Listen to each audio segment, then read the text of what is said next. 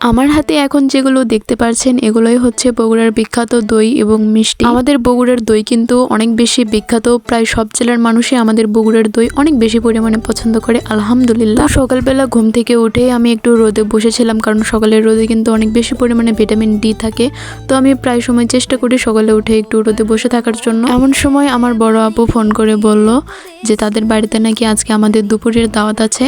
দুপুরের দাওয়াত আর সকালে আমাদেরকে ফোন করে বলেছে, কিন্তু তারপরও আমরা সবাই মিলেই গিয়েছিলাম তাদের বাসায়। আমাদের ফ্যামিলিতে কিন্তু সবার বন্ডিংটা অনেক বেশি পরিমাণে ভালো।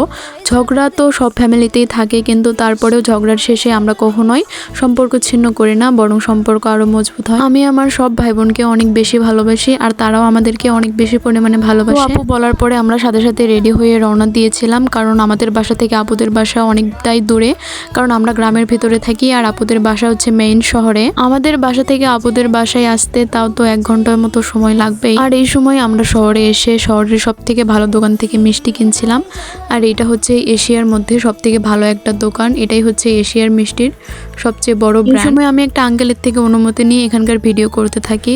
আর এই তো হচ্ছে আমাদের বগুড়ার স্পেশাল দই, যে দই কিন্তু পুরো জেলার মানুষ একদম পাগল। কিন্তু বগুড়া থাকি বলেই তো আর 3 বেলা দই খাওয়া হয় না।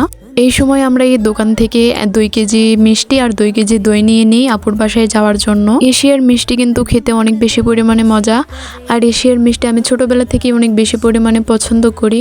আমার আব্বু যখনই শহরে আসতো তখনই আমার জন্য এশিয়ার মিষ্টি নিয়ে যাইতো, কারণ আমি অনেক বেশি পরিমাণে এই জিনিসটা পছন্দ করতাম। তো আমাদের দই মিষ্টি কেনা শেষ, এখন আমরা আপুর বাসায় চলে এসেছি। এই তো সবাই মিলে আমরা বসেছিলাম, আর আমার জায়গা হয়নি তাই আমি আর আমার বোন এক কোণে বসেছিলাম। আর এই সময় একটা মজার ঘটনা ঘটে যায়। আমার বড় আব্বু বেলকনি লাগিয়ে দিয়ে বিড়ি খাচ্ছিল, আর এটা দেখে আমরা সবাই মিলে অনেক বেশি পরিমাণে হাসাহাসি করতেছিলাম। আপুর বাসাটা কিন্তু অনেক বেশি পরিমাণে সুন্দর মাশাআল্লাহ। দুপুরের খাওয়া দাওয়া শেষ করে আমরা বিকেলে একটু ছাদে এসেছিলাম। ছাদের ভিউটা কিন্তু অনেক বেশি সুন্দর ছিল, যেহেতু 4 তলার ওপরে বাসা, তো ছাদের উপর থেকে পুরো শহরের ভিউটা খুব সুন্দর দেখা যাচ্ছিল। আর এইখানে একটা কাটা মুকুটের গাছ ছিল, এই গাছে তো পাতার থেকে বেশি ফুলই ছিল বেশি। আমি আমার ভাইকে একটু বলতেছিলাম আমার ভিডিও করে দেওয়ার জন্য, কিন্তু ও দুষ্টমি করে নিজের ভিডিও করতেছিল, আর পরে আমাকে বলছিল দেখো আপু আমি তোমার ভিডিও করি নাই। পরে আমার অনেক বেশি পরিমাণে রাগ হয়েছিল। যাই হোক, আজকে অনেক বেশি পরিমাণে মজা করলাম। ফ্যামিলির সবাই এক জায়গায় হলে কিন্তু অনেক বেশি ভালো লাগে। খাওয়া তো বড় বিষয় না, কিন্তু সবাই এক জায়গায় হয়ে একটা গল্প, এটাই কিন্তু একটা বন্ডিংকে মজবুত করে। আপনাদের ভাইয়া আর আমার ভাই আমরা 3 জনে বাইকে যাচ্ছিলাম, আর আম্মুরা সবাই সিএনজিতে আসতেছিল। আমাদের বগুড়া শহরটা কিন্তু অনেক বেশি পরিমাণে সুন্দর মাশাআল্লাহ। আর এই জায়গাতে অনেক বেশি পরিমাণে জ্যাম হয়। আজকে পুরো রাস্তা অনেক বেশি পরিমাণে জ্যাম ছিল।